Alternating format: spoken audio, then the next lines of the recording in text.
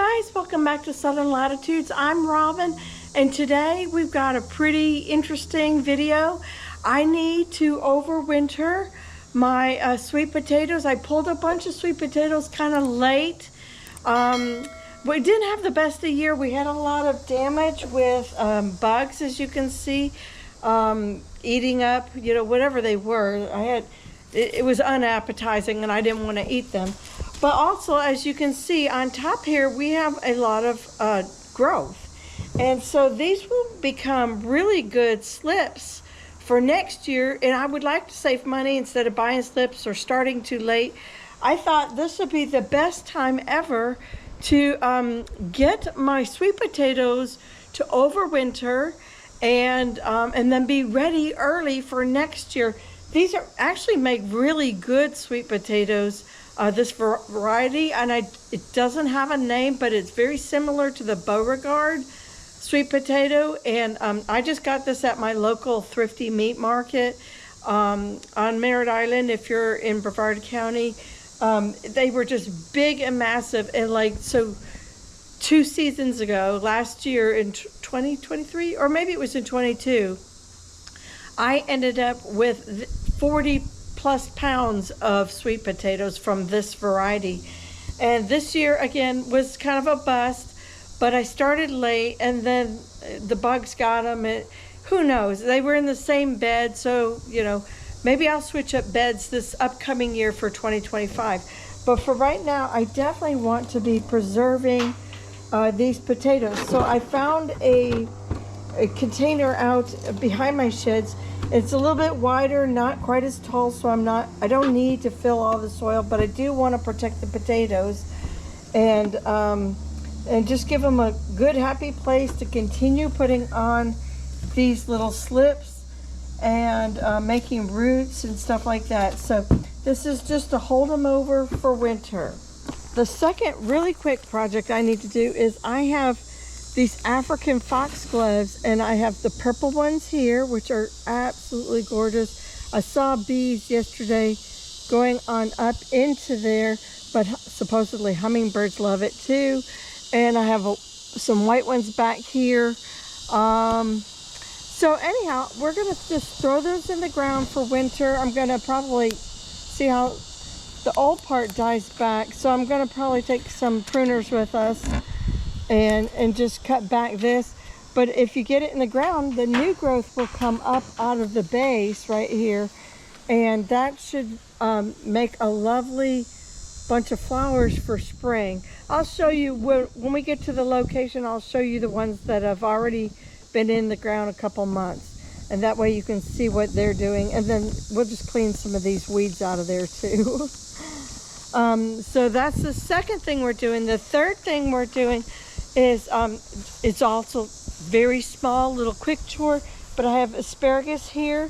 And last year at this time I was putting the asparagus bed to rest, and so I need to do that. I already harvested most all the seeds, and then I noticed this particular asparagus spear grew up and threw more seeds. Can you see the seeds right there? So I'll be leaving this one, but I want to take all the rest of it down to the ground and then put some mulch over it and put it to sleep for fall. Well, really for overwinter, and then I should start seeing asparagus by March, I would think.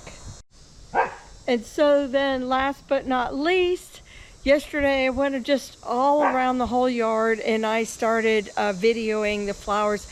I just thought I'd put together a little montage with music of all the beautiful flowers, and I'll put a label down below so you guys can see. I saw a question on Facebook. Somebody's like, well, what can I start now? Well, there's so much you can start now as far as in regards to flowers, well, and vegetables too, but they were referencing flowers, and I thought to myself, oh girl, you got so much you can do right now. I hope you guys know that if you've been following this channel for a while. But anyhow, I'm gonna put that little montage at the end, and then if it doesn't interest you, you can just click out then. But anyhow, let's get started on our quick little projects. 3 quick projects for today. All right, let's go. All right, this is the cheap crap, but again, we're just holding space. keeping the potatoes moist and in soil for the winter.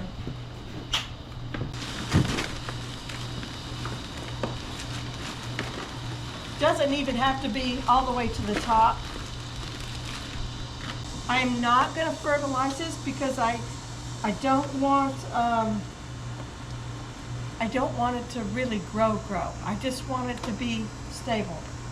I'm just going to grab one, stick it in there.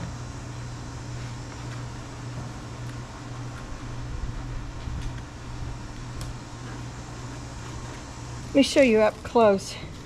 There's nothing to it really, nothing special. I'm just gonna dig a little hole, get them put in there. Some of this supposed topsoil, not really good topsoil. If you saw the carrot video from yesterday, yeah, and this is rotting. Nothing you want to eat, right? But it can still serve the purpose of growing slips for you for next year. So that's what we're doing. And you know, if you have a little uncovered spot, it's okay because some of these had their little crowns showing anyhow.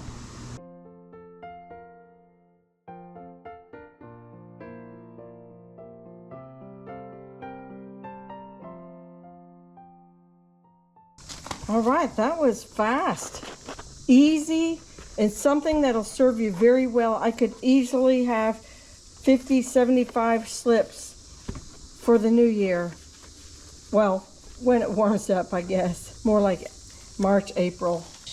I'll probably only plan on watering this about once every other week or something like that. Doesn't really need much. Again, it's supposed to be going dormant into sleep. So maybe we'll even have just enough rain for it anyhow, and I won't have to hand water it.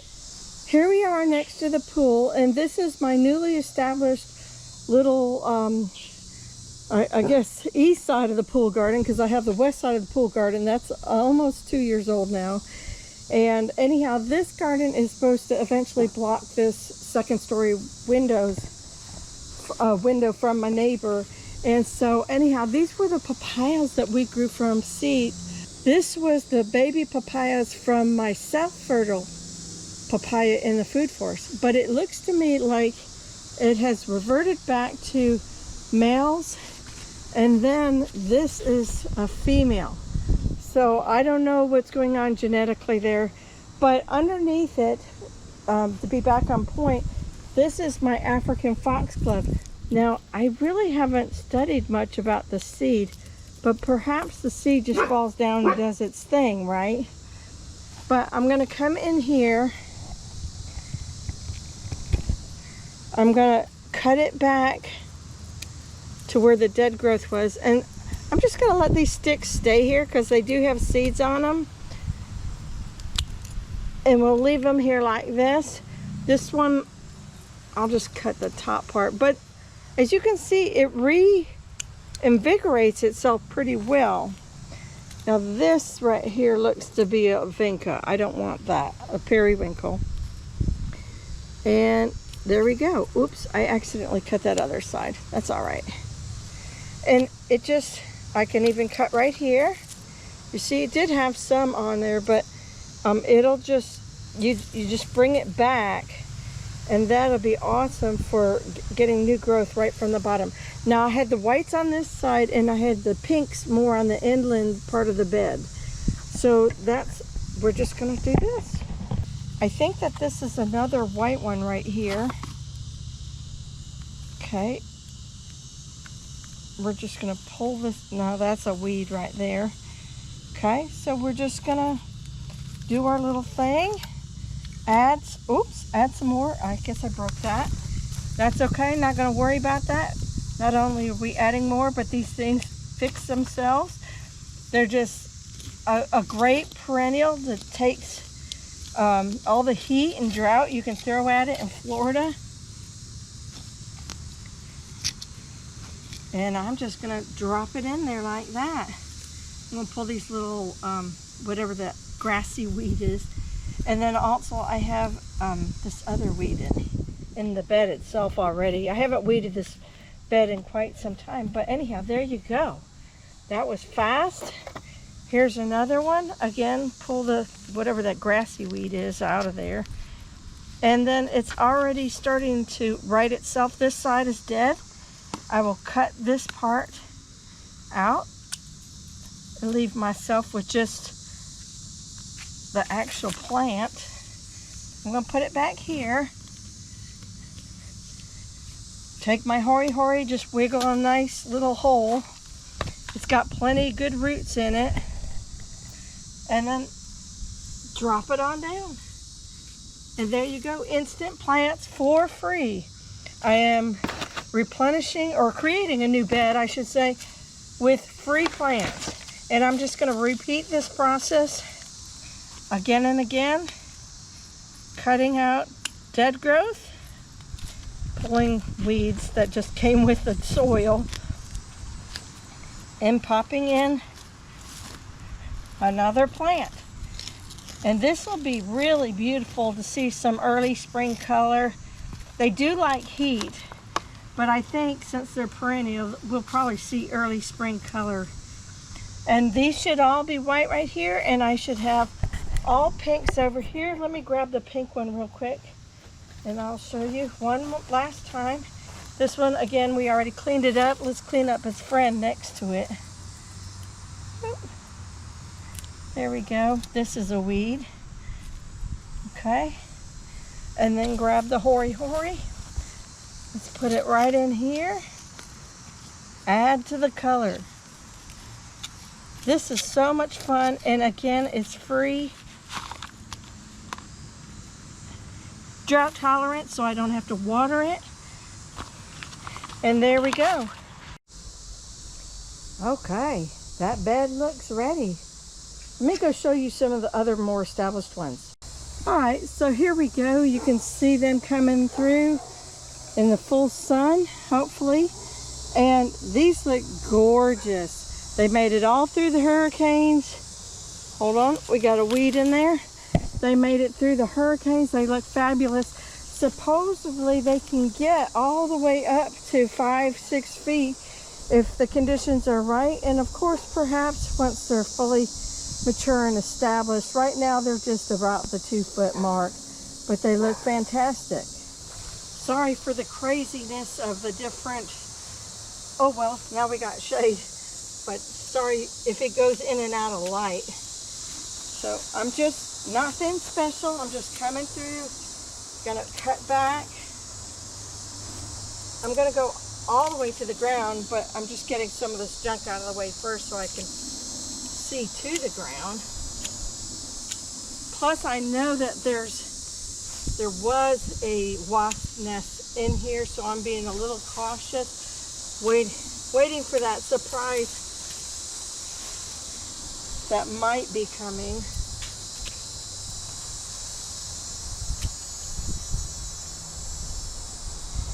Again, I'm putting this bed to sleep.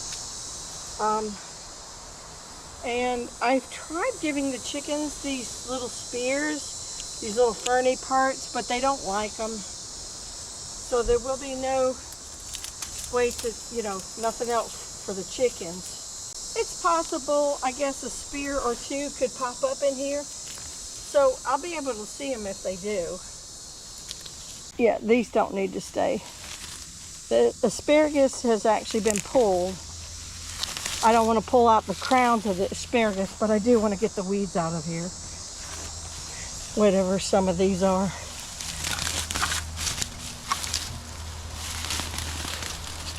Kind of get them pulled back. That way I can come in now and go all the way to the ground with that asparagus spear. The finer details, you gotta be careful.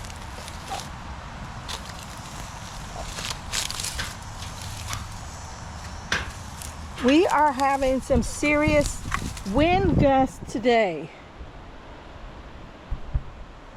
We're not supposed to, well, I think we had a 10% chance of rain, but maybe it's gonna be here. I don't know if you guys have happened to see the weather forecast, But it looks like we're gonna have another tropical storm, depression, hurricane hit us very late in the season. Oh my goodness, I can't even go there. I want to say, I was thinking as I was doing this, y'all get to know your grasses and your weeds. That way you're not scared of what to pull out and what not to pull out. And make sure you're not pulling out asparagus babies. That's an oak baby right here. This is a broadleaf weed, whatever it is. Okay, so now I think we're pretty good. I made ourselves a good pile. My garbage, my debris cans are in front of the fence from pickup yesterday. Here's some of my more established crowns so you can get a good look. Like right here and right here. I have some right here on the edge. These were the first couple ones right here. Let me back up a little bit. Right here, this one still has the seeds on it. But these are the more established ones. And then as we grew out our seed year after year, these are weeds right here. As we grew out the seed, we began putting in more asparagus this way. And so these are some of the smaller crowns right here. We're not eating off of these crowns. Where are they? I can feel them. There's one. And so forth and back there. So the younger crowns that we're not eating right here. And these are the ones we're eating off of at this point. So let me go get some mulch. I was going to do mulch, but then I realized I had some like 2-year-old hay, and I thought hay might be better. So this is going to suffice it for weed suppression during the warmer days of our winter, and it's also going to insulate those crowns. Buddy, he's like, what are we doing? That's going to insulate our crowns for winter, and of course then allow this one to finish up, and when it does I'll cut it back to the ground as well. But there you go. Sorry, it's sort of like half and half with sun and not sun, but this bed is technically like a food forest item.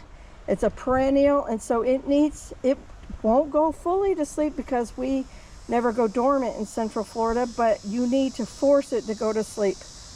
So my friends, that is our 3 quick projects for today as we get ready to prepare to enter the winter resting. And wow, I mean, we always have things to do, but the wind is picking up. We might get a little shower or two. I'm going to check the weather. Going to go have lunch, and so then maybe in tomorrow's video, or I may make it tonight, but share it in the next video. But I got to up pot my artichokes that I'm growing for somebody else, and find a home for that dill and whatever else. I still got the cactus from the green stalks that needs to be separated and up potted. So we've got all sorts of little projects to do to tidy our garden up before winter, and then give me a little time to enjoy family and cooking and the holidays. So you guys take care. God bless. I hope you enjoyed something between the sweet potatoes, the African foxglove, and the learning about putting asparagus beds to sleep. So with that said, thank you for watching, and I'll see you in the next video. Take care. God bless. Bye-bye.